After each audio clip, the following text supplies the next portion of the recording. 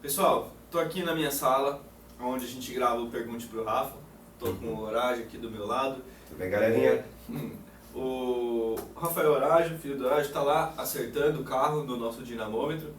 E pra gente não atrapalhar ele também, que a gente sabe que é um trabalho bem delicado, que precisa ter bastante concentração, Sim. a gente resolveu vir aqui para bater um papo com vocês. A gente vai conversar aqui e eu vou falar um pouquinho sobre o dinamômetro e a gente vai usar o caso exatamente do acerto do Civic. Pois é, dá para tirar bastante proveito aí. Opa! O pessoal tem muita dúvida, né? A gente vê aí na internet, principalmente, muitas pessoas perguntam pra gente nas nossas redes sociais, Sim. falam assim, pô, mas tal carro chegou a uma potência muito alta, mas muito fácil, como que é feita essa medição? Então, assim, eu acho que esse nosso bate-papo pode servir para desmistificar um pouco esses mitos mesmo, né?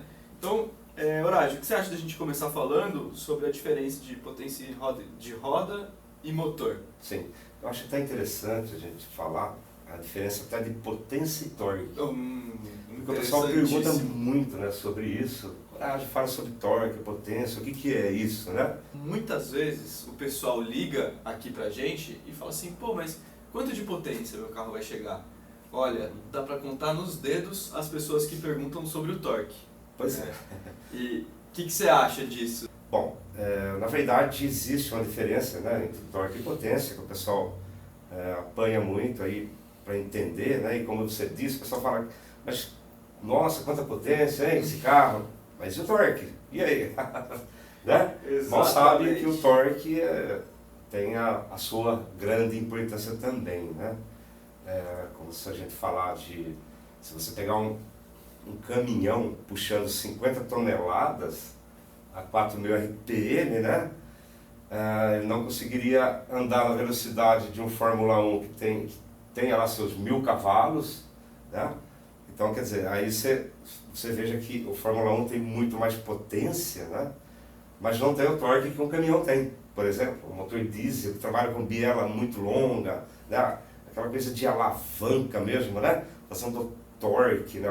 A força, né? Uhum. E muitas vezes o pessoal só fala em potência, mas não fala em torque, né? O que eu posso complementar, olhando mais pelo lado da preparação, então, por exemplo, eu tenho casos aqui de carros de 500 cavalos com aproximados 70, 72 kgfm de torque. Sim. E, pô, a gente olha e você vê a curva de torque, né? O que assim, para o pessoal entender um pouquinho melhor. Olhando uma curva de torque, eu posso até desenhar uma curva bem simples aqui na lousa, né? Fazer assim de uma maneira... Então, normalmente, a curva de torque, ela tende a começar um pouco mais alta e depois cair. Já a curva de potência, ela tende a começar um pouco mais baixa e ir subindo. Sim. Conforme aqui tá esquisito, mas beleza, aqui é RPM. Tá ótimo. Né? Que potência e torque. Então, o que acontece? Aqui, né, vamos pegar como exemplo o motor ciclo-otto, né? Então vamos pensar que aqui seria 4.000 RPM, para a gente ter uma ideia mais ou menos. Então, o que acontece? Na curva de torque, ela serve para... Sabe aquela pancada que você sente na arrancada?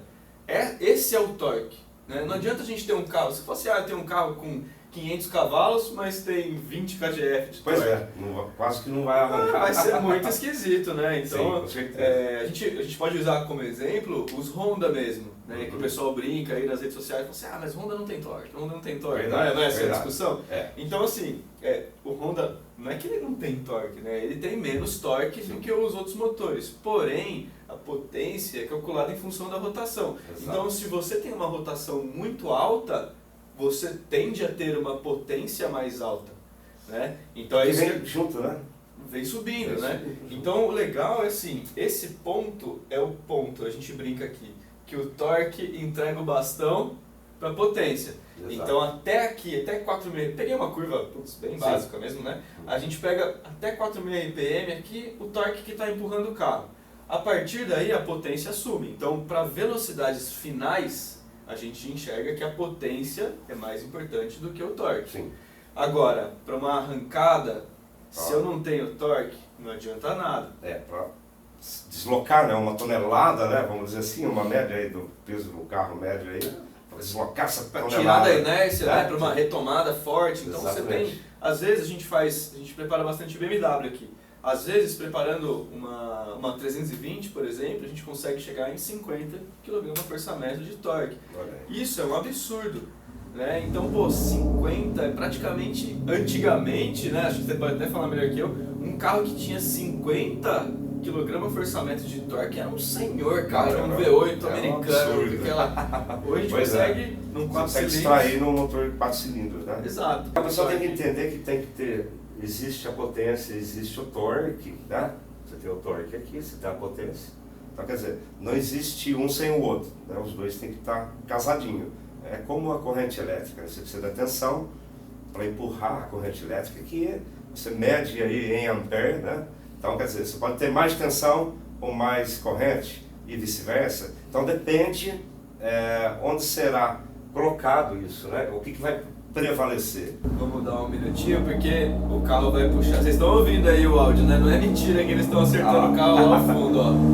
E vem potência. Vamos ver. Potência e torque. Agora vem torque também. Agora vem torque também, é verdade. Gente, acho que é legal a gente falar um pouquinho agora sobre... Vou até colocando os tópicos aqui na lousa pra gente não se perder e o pessoal também poder acompanhar aí de uma maneira... Então vamos falar sobre potência e torque, né?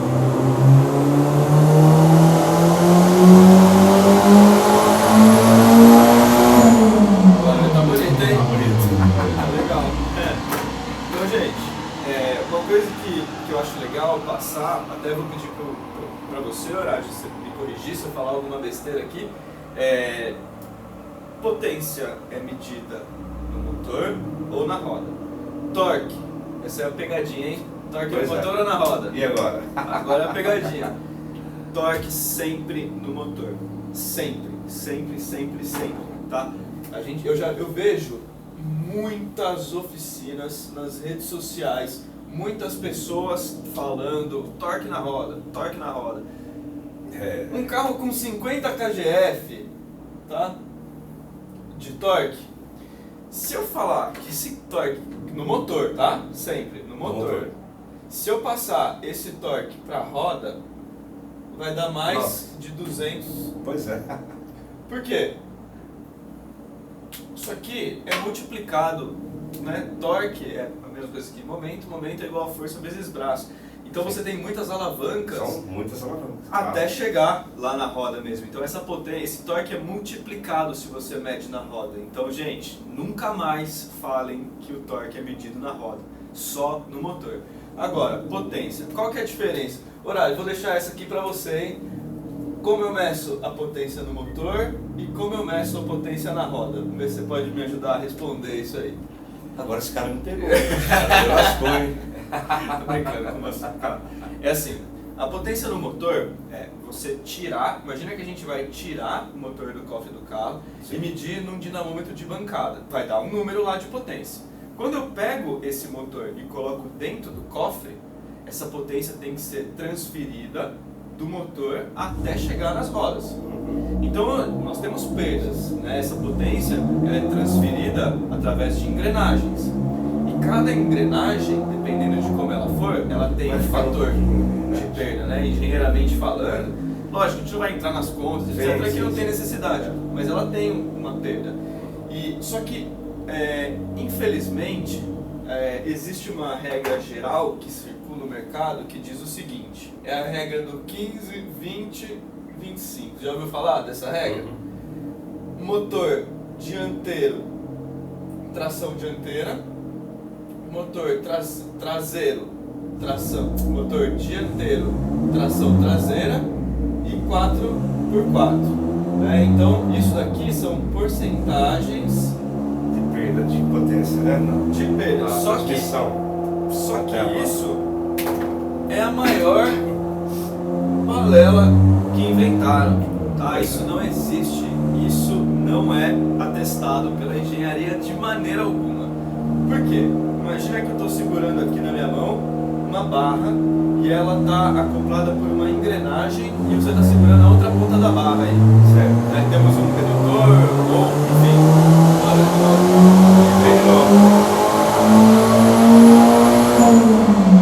não dá para competir, né?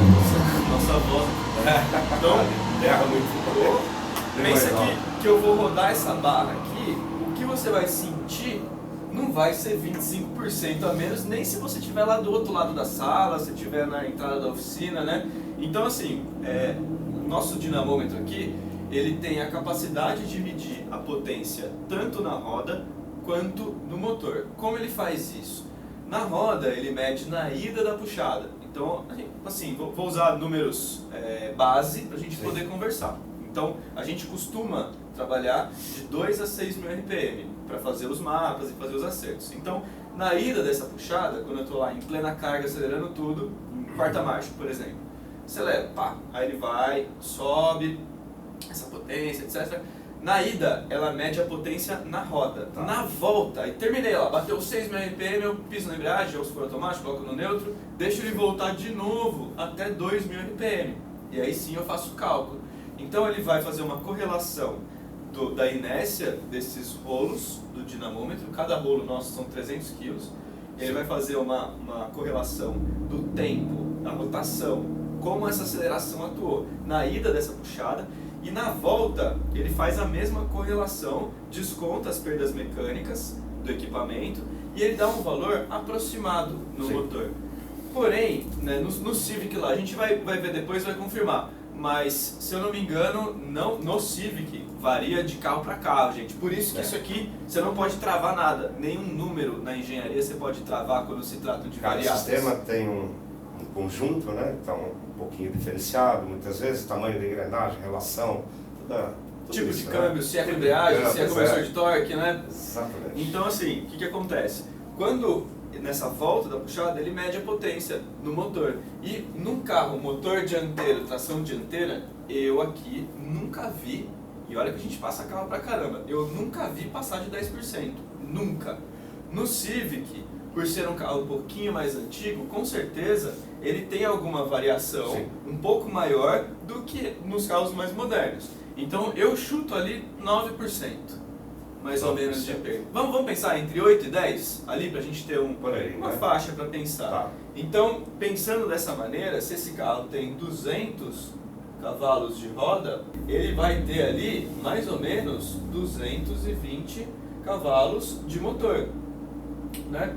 Então, assim, pô, muito diferente da gente aplicar um fator corretivo aí, 10% diante daquele número absurdo ali. Não tem como, ainda que isso aqui é a menor perda, pois né? Mas a gente mede carro com tração traseira, tem BMW que dá 8%. E aí, como você explica? O motor dianteiro é tração traseira e aí cairia 20% aqui? Muito esquisito.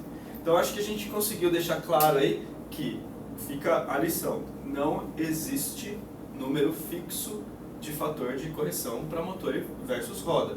Sempre a gente tem que medir isso para poder falar. Quando o Rafa veio aqui com você e tudo, eu expliquei um pouquinho para eles sobre fator de correção de dinamômetro, né? E é um assunto que realmente pega. Explico por quê. O pessoal às vezes liga aqui na oficina e fala assim, quanto que eu vou ganhar de potência no meu carro se eu fizer? Vamos usar uma BMW 320, que acho que é o carro que a gente mais faz aqui. Quanto que eu vou ganhar de potência fazendo um piggyback ou vice-versa numa BMW 320? Aí eu falo os números e as pessoas falam, nossa, mas é pouco, né? Tem a oficina do fulano de tal que consegue trazer tanto de potência, tanto de torque. Só que se a pessoa não tem essa base para entender o que são esses números, não vai adiantar eu falar qualquer número, porque um dinamômetro é um grau de comparação. Um detalhe interessante, né? Como a gente já comentou sobre o Dino Feliz, né? Que é tão bom deixar o cliente feliz, né? Então, Então a gente dá um número maior para ele de potência, joga lá um valor de correção bem maior que o real, né? Uma coisa meio fictícia, né? Então, quer dizer, o cliente sai feliz, né? Porra, o carro tem 400 cavalos e no fim tem 300. Então, quer dizer, 100zinho foi de lambuja. Foi ali, né? Aí o cara vai acelerar na rua e fala, meu carro, aí sai falando pra todo mundo, meu carro tem 400 cavalos. Aí pega um cara um pouquinho mais esperto e fala, é mesmo? O meu tem 300, vamos acelerar pra ver como é que é? Aí toma. Exatamente. Então, pessoal, cuidado cair nessa, viu? Como o Rafa tem aqui o dinamômetro e faz um trabalho bacana, né? Um trabalho honesto. Então, deu trabalho para... Não que não existam, tem vários, mas gente... Com certeza. Existe, tem outros também, e isso é bom, porque nós precisamos realmente de profissionais, né, desse tipo. Mas, como toda profissão tem seus deslizes, né? Então, tem mecânico bom, mecânico ruim, tem de todo jeito, médico bom, médico ruim. Político ainda não sei, não vou falar. Tira essa. Político eu não sei se tem bom ou ruim. Pra mim só tem. Tem político, pronto. Político tem, tá? Tem lá político. Mas enfim. O dinamômetro é um equipamento que leva em consideração muitas variáveis, né? Na verdade, a gente tem variáveis completamente incontroláveis, né? Num carro. Então a gente tem combustível, temos temperatura do ambiente, né? Temos pressão atmosférica, temos umidade e uma série de outros fatores que podem... Muitos fatores que variam o tempo todo, né? E podem interferir na medição. Então, às vezes, é muito difícil você fazer uma medição e uma semana depois você conseguir a mesma medição, porque o clima vai alterar, muita coisa vai alterar. Suponhamos que vamos falar primeiro sobre carro aspirado. Tá? Pessoal, carro aspirado é um carro não turbo. Tá? Carro aspirado não é carro não turbo preparado, é carro não turbo simplesmente. Certo? Não tem turbina. Ou chamaremos de carro naturalmente aspirado, para ficar o termo mais bonito, né? Então vamos lá. O que acontece? Os carros aspirados, quando a gente faz a medição, eles têm uma aspiração de volume constante, tá, no motor. A gente não tem lógico, tem uma curva crescente, mas dá para mapear essa curva de alguma maneira. Então o que acontece? Eu fiz uma medição na Alemanha, vamos pegar uma Mercedes, por exemplo. Fiz uma medição na Mercedes na Alemanha, que tem temperatura diferente, umidade diferente, pressão diferente, combustível diferente. Clima, é outro mundo. Outra coisa. É o primeiro mundo, né? Esse número, vamos suponhamos que eu tive um número lá de 300 cavalos, por exemplo, de roda. Vamos falar de roda. Quando eu trago esse carro do Brasil, como a gente é um país um pouco mais quente, a tendência é que a potência aqui dê menor. Sim. Certo? Só que para ter um grau de comparação, os engenheiros criaram um negócio que se chama fator de correção. E existem algumas normas, né? A norma que o pessoal costuma usar é SAE J 1349, tá? Essa é a norma, essa é a norma mais utilizada, tá? Então eu faço lá uma medição, por exemplo, aí aqui no Brasil, suponhamos que lá na Alemanha a gente teve 300 cavalos. Aqui no Brasil, com as diferenças climáticas, né? Vou colocar aqui. Só isso aqui é muito importante. O que acontece? Aqui no Brasil a gente tem que ter um número, pelo menos, ali, vamos chutar aqui de 290 a 310, para a gente ter um grau de comparação. Então, para compensar essas mudanças,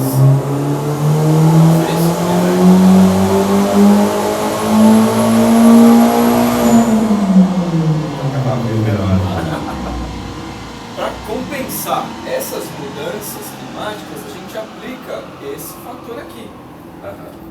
O que eu já vi na oficina corrigir de 6 até 14%, de acordo com a variação climática. Se a gente for lá para o Nordeste, por exemplo, que é um clima completamente diferente daqui, eu já vi fatores como 19% de correção. É absurdo, né? Só que num carro aspirado nós devemos utilizar isso, porque é para equalizar as medidas. Porém, aonde que está o problema? Quando a gente entra ali na medição de um carro turbo alimentado, que tem uma turbina, os carros turbo alimentados de hoje em dia, eles têm um negócio que se chama controle de pressão absoluta. Então, por exemplo, o carro roda aqui com 1 bar de pressão, por exemplo, 1 quilo, vai para o pessoal entender bem. Só conhece por 1 quilo, né? 1 quilo de pressão. Aqui, a gente tá em Jundiaí, estamos aproximados 800 metros acima do mar. Então, eu vou somar ali a pressão da atmosférica, mais ou menos 1 quilo, que vai falando um número besta. Então, eu tenho 2 quilos, se eu for olhar essa pressão absoluta, certo? Eu vou para a praia, por exemplo, essa pressão atmosférica vai variar, então, se eu for andar lá, eu vou ter a soma da pressão atmosférica mais a soma da pressão da turbina. Então, se a pressão atmosférica aumentou, suponhamos que lá no litoral eu vou ter 2,2 kg de pressão, certo? Só que, como as centrais são inteligentes, o que ela faz? Ela alivia um pouquinho a pressão da turbina para a gente sempre ficar com um número igual. Entendi. Sim. Certo? Então, se eu aplicar um fator de correção desse daqui num carro turbo, eu estou cometendo um assassinato à norma, certo? A gente tem uma variável que se altera dentro desse cálculo e quanto maior é a potência desse carro, maior é o erro que ele vai carregar. Então a gente não existe um fator de correção para corrigir um carro turbo ainda desse tipo. Só que, vamos usar o exemplo do carro do Rafa aqui, que é um turbo montado. O carro do Rafa, se ele for para a praia, vai subir a pressão de turbina do carro dele, porque ele está somando a pressão atmosférica com a pressão da turbina, certo? Então, no caso dele, ela varia, então a gente pode usar essa correção aqui. Então essa é uma exceção à regra. Tá, por isso é uma injeção programável, né? Ela não tem esse ajuste automático, vamos dizer assim. Exatamente, ela é um sistema que trabalha em malha aberta, ele não se autocorrige. Isso. Né? Então, aí a gente pode usar essa correção. Mas lembrando que, gente, que é um grau de comparação. Não é porque eu apliquei essa correção que o carro ganhou 10% de potência, você concorda? Correção, não é para sair aplicando para todo mundo aí e aumentar a potência de todo mundo. Né? Exatamente, né? Então, assim, isso foi um caso legal que a gente conseguiu usar como exemplo aqui. Se a gente fizer... Vamos fazer uma... Vou mostrar para vocês. Não ia mostrar, mas... Mostrar, vamos lá, vai. Eu vou usar... É muito importante o pessoal saber disso, né? E bacana você estar falando sobre isso. E eu acho que vai abrir a mente de muita gente. Com certeza. Assim, isso aqui não é o Rafael que está falando. Isso daqui é a norma de engenharia que está falando. Né? Eu sou o chato que vai lá, pega e lê a norma. Lê a norma e utiliza a norma, né? Exato. Coisa que, infelizmente, na nossa profissão, poucas pessoas gostam de ler o manual. Muitas vezes até sabem da norma, mas não aplica exatamente como deveria. Por quê? Porque ela quer o cliente feliz. Exatamente, mas essa felicidade é momentânea, né? É momentânea, não é? Que falsa, né? Então vamos pensar, se a gente pegar um carro de BMW 320, que é um carro que eu gosto de falar bastante, 184 cavalos declarados, certo? Aí a gente vê lá, pô, mas só com remap o carro chega em 300 cavalos, eu já vi vários casos desses na internet. Isso sim, parece um milagre, né? Pois é, só deu uma mexidinha no módulo ali, reprogramou, ganhou quanto? Exato, né? Mas enfim. 120 cavalos? Praticamente. O que acontece? Primeiro que isso aqui é praticamente impossível, porque a central trabalha com parâmetros de mínimo e máximo. Eu nunca vou conseguir exceder isso daqui. Nunca. Vai estar dentro sempre desse parâmetro. E para chegar numa potência dessa, eu precisaria exceder aqui. Entendeu? Então, isso aqui no remap, né? Piggyback é outra coisa. Tá? Então, vamos lá. Aqui, 184. Então, suponhamos que a gente mediu aqui, ele ganhou... vou chutar um número, eu acho que eu vou chegar bem próximo, tá? Pra gente não ter que fazer o cálculo reverso. Então, suponhamos que a pessoa foi fazer uma preparação e esse carro veio real, sem correção, 250 cavalos de roda, certo? Se eu aplicar um fator aqui, lembra que eu falei que na oficina eu tinha um mínimo e um máximo que eu já tinha visto acontecer aqui em função do clima? Eu vou usar um fator de 10%. Vou até, nossa, vou mudar esse número, vai ficar melhor. 220. Para ficar mais assim, pra gente entender melhor o exemplo ainda, né? Tá. Então, 220 cavalos de roda, tá? Aí eu aplico o fator de correção. Pedi para a produção fazer as contas aí.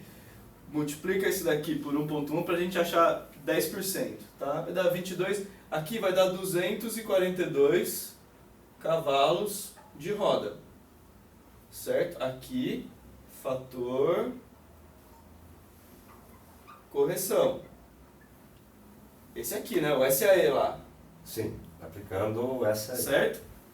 Foi para 242. Aí lembra daquela regrinha do 15, 20, 25? Pois é. BMW 320, motor dianteiro, tração traseira, supostamente, pelos magos da engenharia, aplica-se, divide isso daqui para mim por 0,8, por favor. 302. Quanto? Fala mais alto, produção. 302. 302. 302 cavalos de motor.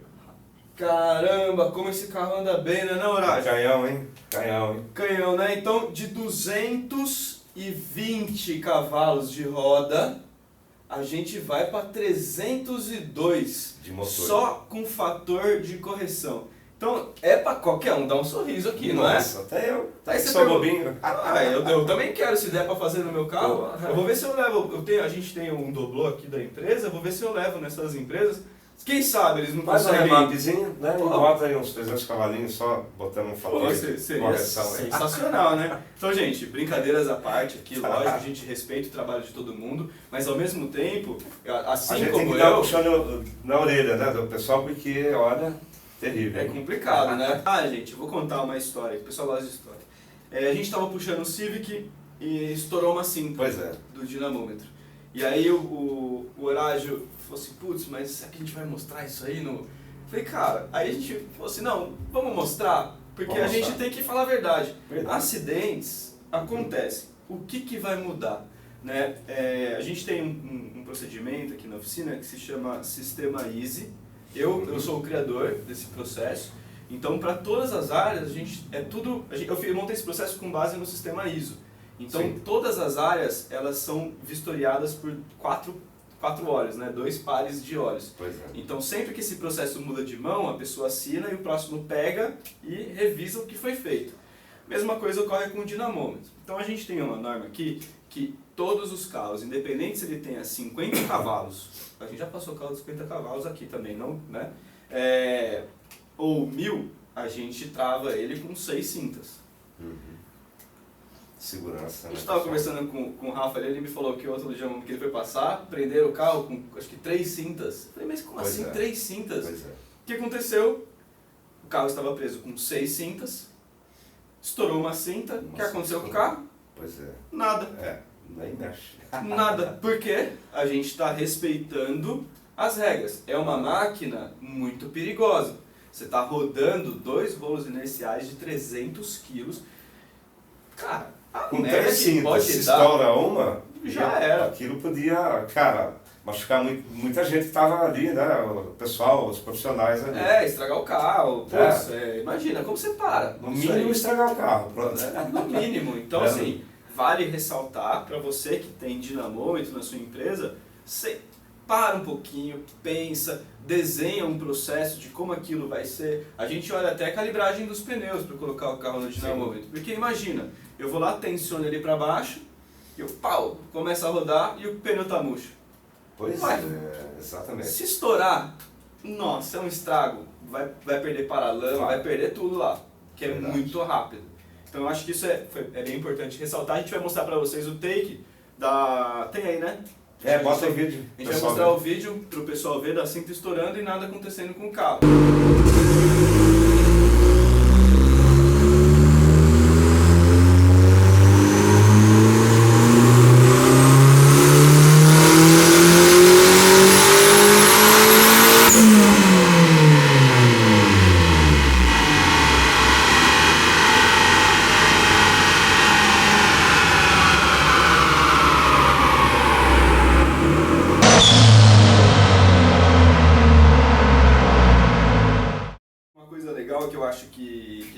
falou é o freio eletromagnético. Pois é, do dinamômetro. A questão do freio, né? A gente comentou em um dos vídeos, né, que nós passamos no canal, e sobre o freio, né, eletromagnético do dinamômetro, que te ajuda também, te auxilia ali, né, para fazer o acerto. Como é que é isso, Rafa? Funciona da seguinte maneira.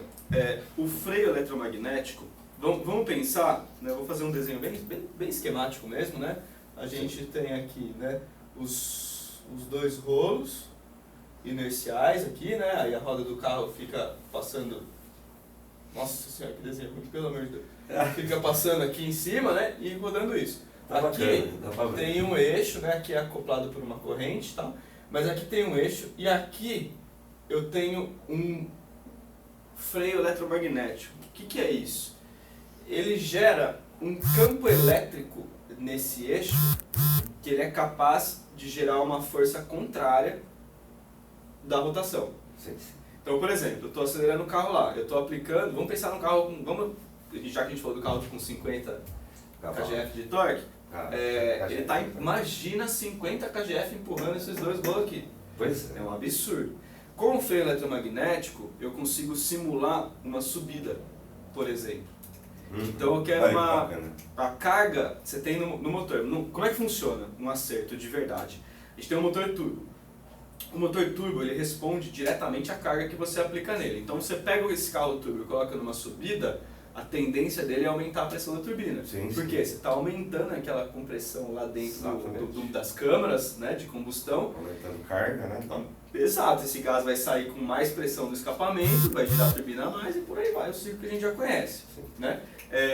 Se, por exemplo, eu acerto um carro no dinamômetro, então eu vou lá, acertei o carro aqui com 20 PSI, pus na rua, vem 23. O que isso quer dizer? A minha medição de dinamômetro está errada. Como é que se ele veio 23 na rua, como é que eu vou medir lá? Né? Então o que eu faço aqui? Por exemplo, eu faço um acerto, aí eu acertei lá no dinamômetro com 20 PSI, fui para a rua, veio 23. Só que antes de fazer esse acerto eu já queria 23 naquele carro, porque eu sei mais ou menos a correlação, pela experiência, né, logicamente, sim, eu sei mais ou menos a correlação que ele vai perder para cada motor que eu vou passar. Então, eu vou para a rua, veio 23? Legal. Aí eu volto, simulo 23 vindo no dinamômetro, aumento aquela pressão, faço a medição para saber exatamente qual é a potência que o carro tem e depois eu volto para os 20. Por quê? Quando eu for colocar na rua, vai puxar os 23 e vai vir aquela medição. Tá. Entendeu? Isso é um negócio um pouquinho mais avançado de dinamômetro. Entendi. Então você consegue reproduzir essa carga, vamos dizer assim, que o carro teria, que o motor teria numa subida, né? Exato. Aí simular. Eu consigo, vindo com isso aqui, essa explicação que eu dei foi sem freio. Com freio, eu consigo jogar uma carga aqui, para quando eu for rodar, a gente simula, por exemplo, uma subida, sei lá, de 15 graus, que é uma bela subida, apesar de não parecer pela angulação. Mas 15 graus é uma bela subida. A gente simula isso daqui, aí sim eu consigo fazer um log do carro, ver exatamente o que está acontecendo com ele. Por quê? Pensa que eu acertei, vamos pensar no pior caso de todos, tá? Vamos pensar num câmbio ZF de 8 marchas, voltando para as BMWs, certo? Imagina só, Horácio, se eu estou em quinta marcha a 2000 RPM. Aí eu vou lá e dou 100% de borboleta. O que vai acontecer com esse motor? Pior condição para esse motor possível, você concorda? Com certeza.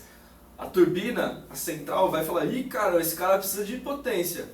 Aí ele faz isso numa subidinha. Ela vai mandar a pressão da turbina na lua.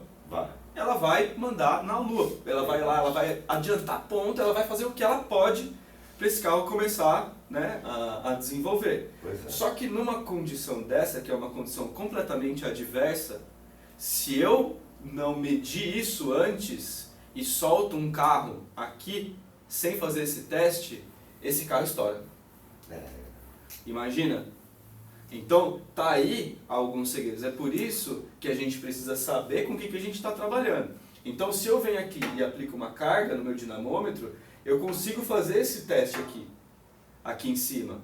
Então, eu consigo entregar um carro muito mais seguro. Você consegue simular, né, várias cargas, né? E com isso fazer o ajuste que deve ser, assim, para deixar o carro seguro, né? Para garantir que não quebre, né? Exatamente, Bobeira, né? Porque de repente Exatamente. o motorista, o proprietário, ele quer atolar o pé lá, não sei lá que Se mais que dane, vai botar, né? né? Exatamente. E aí você Então, tem que proteger, vamos dizer assim, o carro do cliente. agradeço imensamente a sua presença Imagina, aqui na nossa oficina. Me sinto honrado de estar com Que vocês isso. aqui. Então, gente, gostaria aqui de deixar meu agradecimento, claro, né, pelo Horácio vir aqui, compartilhar da experiência dele com a gente, dar a oportunidade da gente falar um pouquinho, né, sobre as máquinas que a gente tem aqui, sobre o nosso trabalho. Sim, e tal. o pessoal precisa saber, né, o que é real, o que é verdade, o que é mentira. E um produto que é bom, né? Todo mundo precisa conhecer também, né? Então, beleza, gente. Muito obrigado por ter assistido aí esse vídeo. Se você gostou, aquele esqueminha, né? Se gostou, curte aí, aquelas coisas que todo mundo já sabe. É, isso aí. Se quiser dar joinha, dá. Se não quiser, não dê também. Mas ajuda bastante aqui pra gente poder trazer bastante conteúdo para vocês sempre. Fechou, pessoal. Show de bola, muito gente. obrigado. Valeu, muito obrigado. Até a Forte próxima. abraço. Até mais. Tchau.